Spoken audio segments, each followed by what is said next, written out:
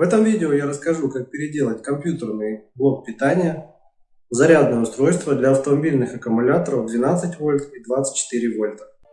Время от времени я собираю зарядное устройство для автомобильных аккумуляторов. То есть можно им зарядить 12-вольтовый аккумулятор автомобильный, в принципе, любой емкости, будь то 190 ампер часов, либо 55, 45, пусть даже какой-нибудь мотоциклетный. Данный вариант сделан просто из компьютерного блока питания. В интернете полно всяких схем. Я выбрал одну для себя схему. Немножечко, может быть, ее доработал там, подправил кое-где для себя. Схему я потом выложил. Вот она, такая вот схема. Тут в принципе ничего сложного нету. Иногда приходится перематывать трансформатор, это вот этот вот импульсный. Но это только в тех случаях обычно, когда нужно взять больше напряжения, как в сегодняшнем варианте. То есть я этот зарядник собрал. Здесь вот написано 14,3 вольта, максимальный зарядный ток 8 ампер. Обычно я вот так это подписываю. То есть сейчас покажу, как это все работает.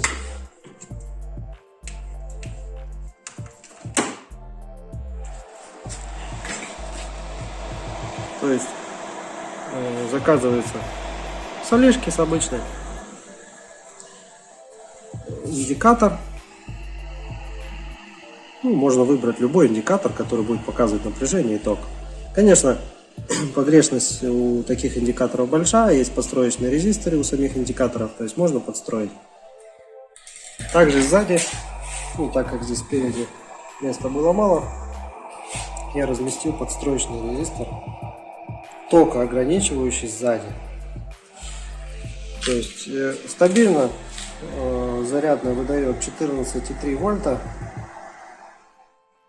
14,1, так как здесь я не подстраивал, просто не регулировал. Но по факту 14,3 вольта, если мультиметром померить, выдает. И максимальный ток 8 ампер. Сейчас я покажу. Просто это на лампочке. 12-вольтовая лампочка. 40 ватт, по-моему. То есть если вот я регулирую сзади ток, лампочка становится тусклее. То есть как это работает? Лампочку отключу, чтобы она не грела стол. Как это работает? Вы приходите в гараж, подключаете клеммы.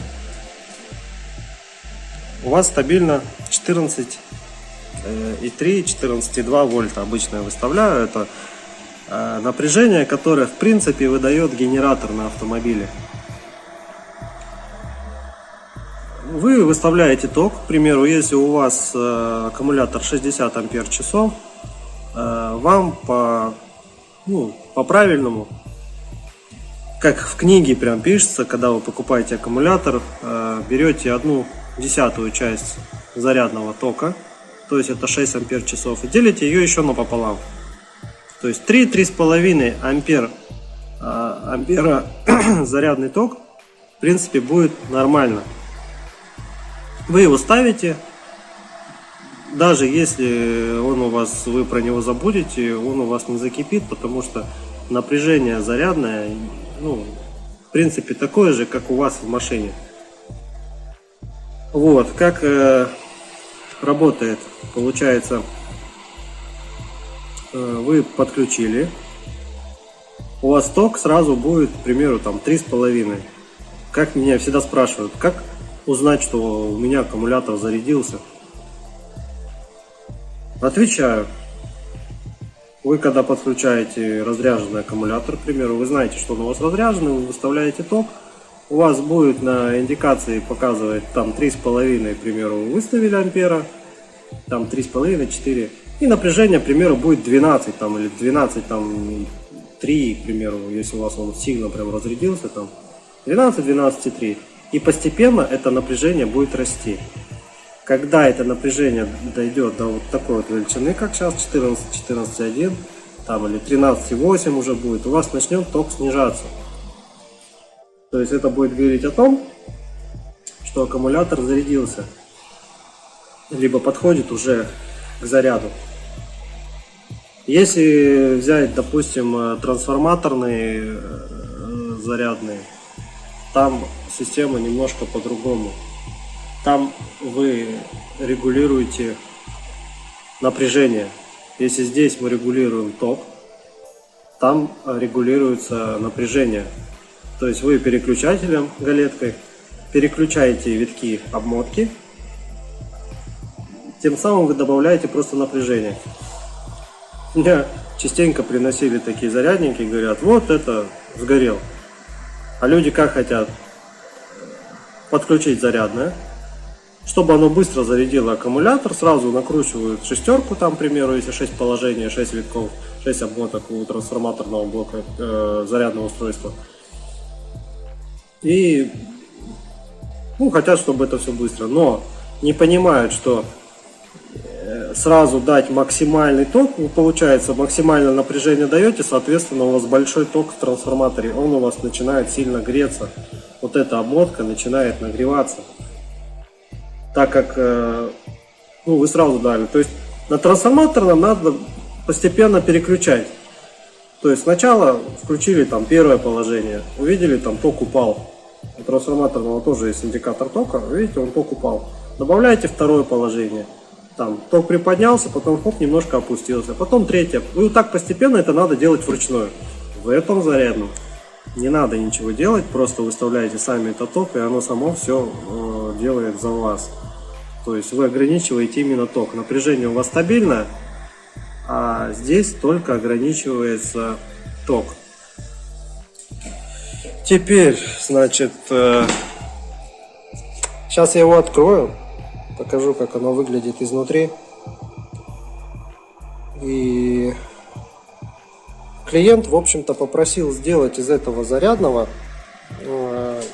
чтобы можно было заряжать как 12-вольтовые аккумуляторы, так и, допустим, 24-вольтовые на грузовых автомобилях. Сейчас буду разбирать, покажу, как это делается. Сделаю его в автоматическом режиме, то есть не будет вот этого резистора подстроечного.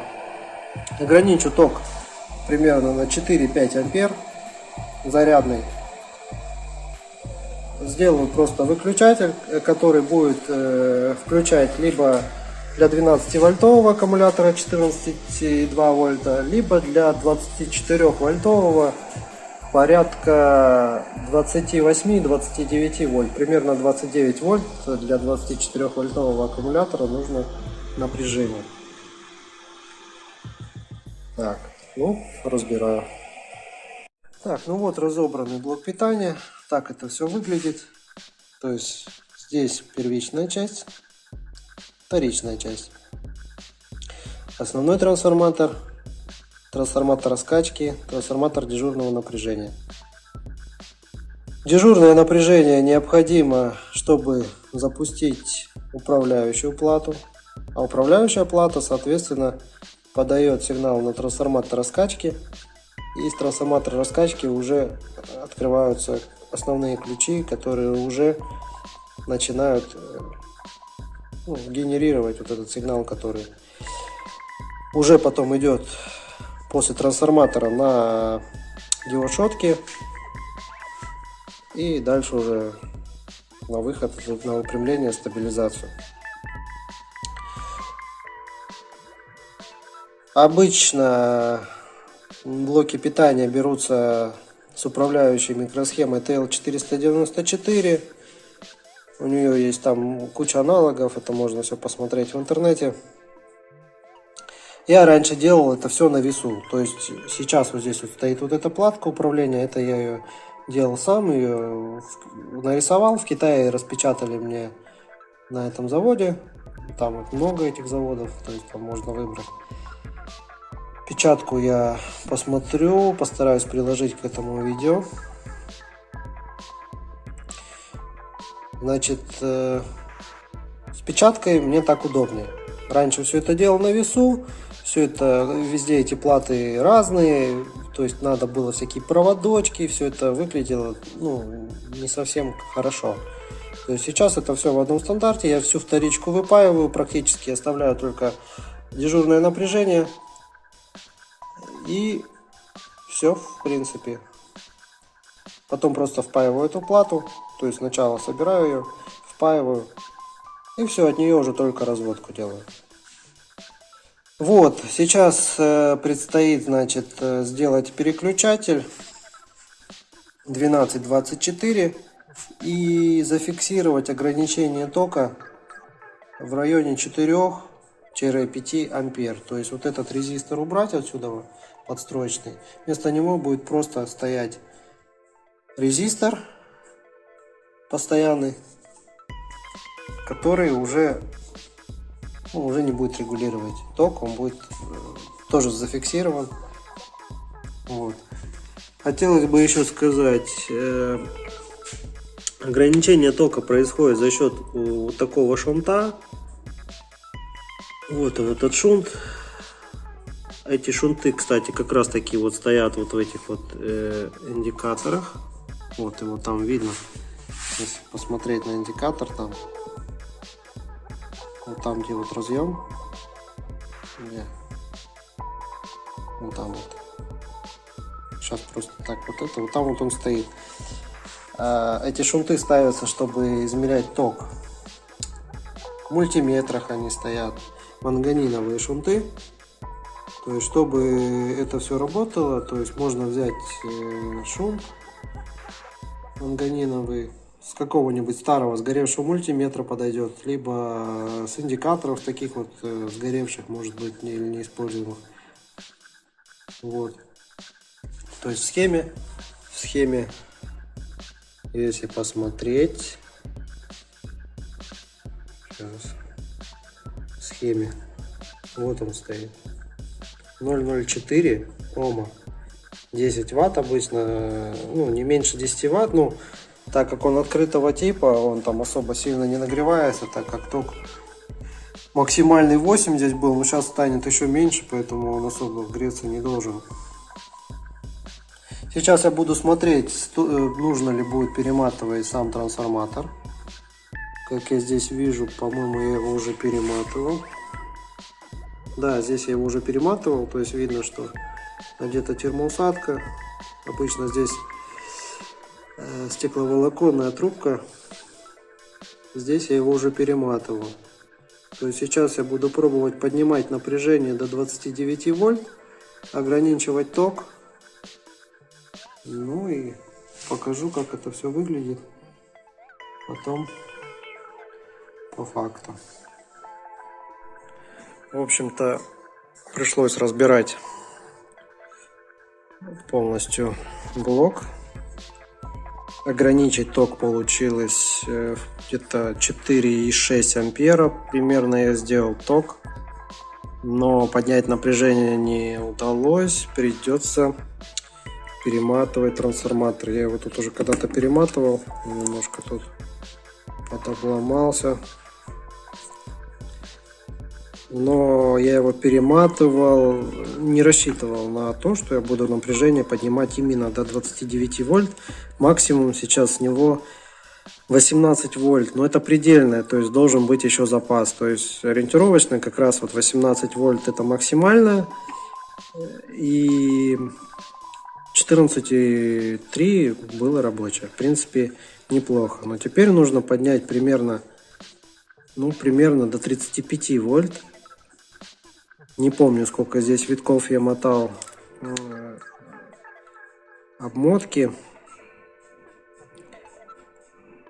Так как схема двухполупериодная, витков не помню, может быть 5. Сейчас будем добавлять витки во вторичную обмотку. Как это будет происходить, я постараюсь сейчас записать в видео. Чтобы поднять напряжение в таких блоках питания, можно пойти двумя путями. Либо перемотать трансформатор, добавить витки в обмотку, что я обычно и делаю. Это такой самый бюджетный, но трудоемкий процесс, потому что надо трансформатор сначала выварить, чтобы его располовинить и чтобы он не лопнул. И потом добавлять витки. То есть старую обмотку надо будет смотать, взять провод, ну, там потолще, ну, относительно, тут надо смотреть по окну, какой сюда провод. Но чем толще во вторичной цепи, тем лучше. Но сильно толстый тоже не запихаешь, потому что все ограничено размерами. Вот. Поэтому здесь я брал двойным проводом. Тут примерно провод, наверное, 0,5 идет. Двойным, где-то миллиметровка как раз выходит. Вот сейчас, может быть, даже такими буду двойным проводом мотать, но добавлять витки. Это первый вариант, перемотка трансформатора. Второй вариант — это сделать ее по мостовой схеме. То есть вот здесь вот получается уже будет не полупериодная, а просто сплошная. Вернее, нет, так и будет, только вот здесь уже, вот здесь будет не диод шотки, а будет диодный мост стоять. Есть схемка, это я потом покажу в следующем видео, разберу эту схему, покажу, как ее можно сделать по вот такой двухполупериодной. То есть тут написано 5 витков, примерно там, наверное, скорее всего 5 витков. Чтобы сейчас поднять напряжение, буду добавлять еще 5 витков. 5 или 6 витков добавлю, чтобы поднять напряжение на выходе. Соответственно, вот этот конденсатор на 25 вольт уже меняется, ну, желательно на 50 вольт. Этот тоже желательно побольше поставить, потому что 29 вольт и 35 вольт, ну, как бы это лучше запас побольше сделать. Так, и что здесь еще? Ограничил ток, ну, это я расскажу, наверное, в следующем видео. Всю эту схему разберу и покажу, как что здесь устроено. Вот, сейчас я буду просто перематывать, постараюсь на видео зафиксировать, как это все делается. Но вкратце хочу сказать, что трансформатор первый раз, когда разбирается, его надо будет варить в воде, потому что он на эпоксидной смоле. Здесь я его просто, по-моему, на молекулярный клей приклеивал, чтобы его, если что, можно было легко разобрать. Сейчас я буду смотреть и на видео постараюсь показать.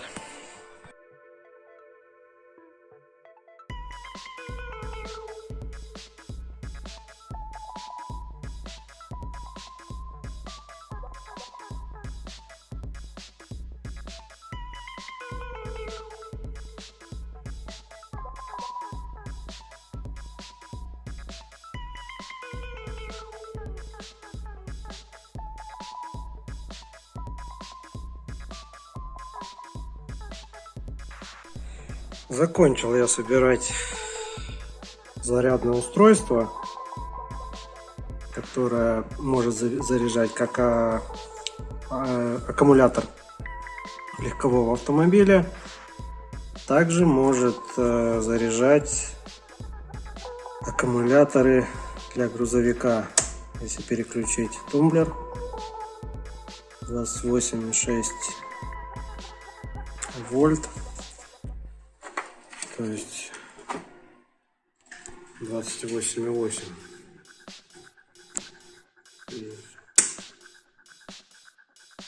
и 14,5. 14,3, но по факту 14,5. Не подкручивал я индикатор, потому что там неудобно так его настраивать. Ну, как бы это не критично. Ограничил я ток 4,3 ампера. То есть вот я замкнул.